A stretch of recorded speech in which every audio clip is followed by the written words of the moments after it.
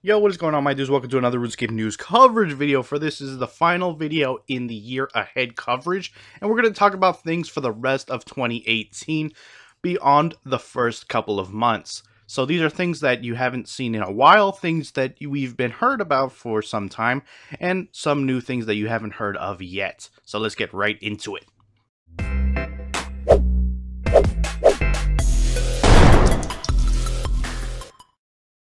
Alright guys, before we get started, just know that some of these things are not actively being worked on at the moment. They're not going to be until other things are done or got those out of the way. So if you want to see things that are actively being worked on, visit my last two previous videos and you'll get a good idea of what Jagex is working on in the current state of the game. So with that out of the way, just got to get that caveat out there always. Let's just jump right into it.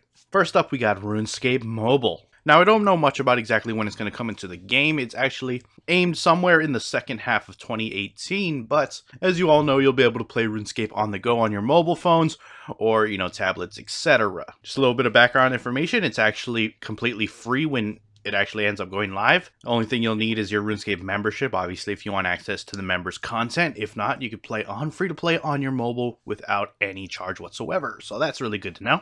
There are also going to be upcoming betas, so if you want to partake in that, make sure you pay attention to the RuneScape news page, sign up for those things, and you can be a part of it with your mobile devices. It's also going to be surveys and showcases going forward, which obviously I'll be covering the showcases on the channel. If you want to stay tuned for that, you don't have to worry about that. I'll definitely cover those things on the channel, showing off their progress on RuneScape Mobile. So yeah, not much more to say about that. It's coming in the last half of the year. Next up, we have the mining and smithing rework. Now this is actually aimed for third quarter, so I'd imagine somewhere between July-ish till September is, the window for the mining and smithing rework. I talked about in the previous video that they're actually having a beta in the coming next few months, so we'll be able to actually get our hands on that relatively soon and see exactly how much progress they've made in it and give our feedback based on what they've presented with us so far. Hopefully it is coming along smoothly and the beta is pretty much to our liking, because the more it is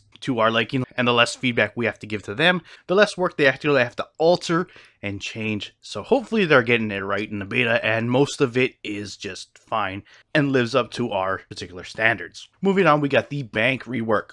Now this is one of those things I talked about in the past. It's not actively being worked on and will not really be worked on much until RuneScape Mobile is out and live in the world. So not something that they're going to be working on until post-launch of RS Mobile. But that being said, I covered in my previous video where we're going to get a light version of the bank rework, which is going to bring some of the good functionalities, such as access to the Ango from the bank, allowing you to access all presets on the fly, and the Wise Old Man functionality straight from the bank. But with the rework, we're going to be getting things like placeholders, better tab organization, being able to label your tabs as icons that you get to choose for yourself and not just the first item in that tab. Also things like keyword searching and meta tagging. For example, if you type in food in the search bar for your bank, it'll pop up all things in your bank that heal you. So those are the kind of things you can expect with the full bank rework in the latter half of the year. Next up, those of you lore heads out there who want a new quest, they do have a new quest in the works known as Needle Skips. Now, there's honestly really not much known about this quest whatsoever, but it is a murder mystery quest, so get your detective caps on and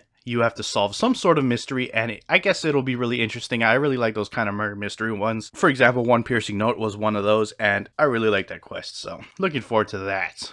Next up, we got updates to clans. They want to actively really make clans a great place for new players to come. They also want to make it so clan veterans and leaders can manage their clans with more versatility and ease, as well as providing avenues for competition between clans. Now, we've already seen things like the reduction of the Citadel upkeeps earlier at the end of last year, and we know that Mod Shani is picking up things like the Clan Avador rework, as well as removing anagogic orts and things like that. So that's just some of the many things you can expect when they finally get around to working on clans. Next up, we have skilling offhands. They've showed this off in RuneFest, but basically these are offhand objects that you can equip while you skill that are going to give a plethora of different types of benefits based on which one you have wielded now. That means it's going to bring a lot more versatility to skilling. Maybe you want to sacrifice XP for more resources or resources for XP or any type of,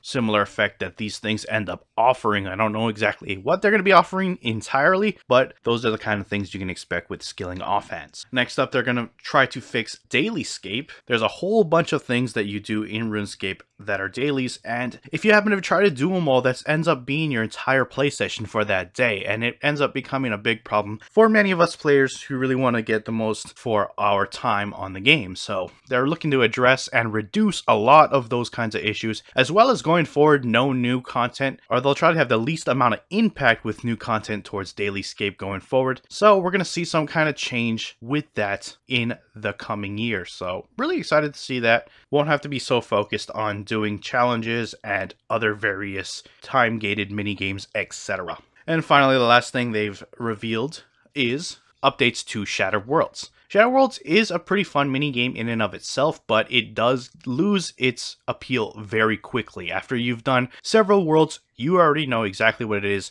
until the end of it. It's really just running through the floors, killing 75% of the monsters, and you're done with a few bunch of mutators, which makes some things exciting at some points and tedious at others. But they're definitely looking to address that with things like adding new objectives, not just the 75% kill and then move on. So you'll be able to do things on the fly and switch up your playstyle as you just run through these floors, and it should be much less monotonous, as well as they're planning on adding even more rewards to the mini game to get more people enticed to go play it and get whatever they have on offer. So again, don't really know much more about that, so we're gonna have to stay tuned and wait until they reveal more about what that entails. Anyways, that is it for the video.